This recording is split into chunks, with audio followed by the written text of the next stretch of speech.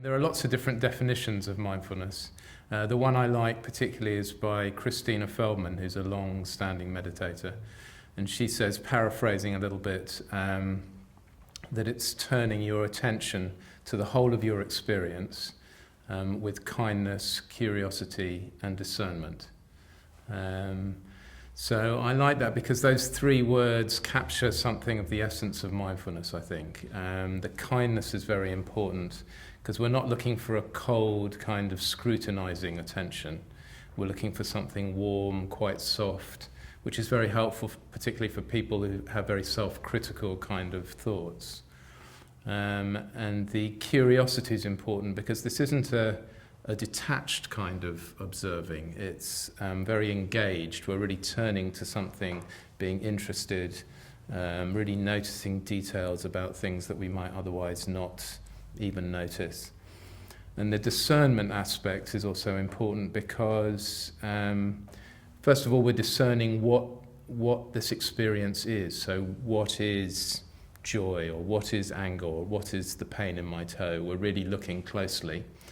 And then we're creating a bit of a space through the mindfulness practice to then not just fall back into our automatic pilot of what we would automatically do in response to something, but we're creating a bit of a space where we can make a bit more of a choice as to how we want to respond. So it's very much, other therapies are quite a lot about trying to change things in different ways. So changing our thoughts, changing our behavior, maybe changing the way we feel through analysing or understanding the way we feel.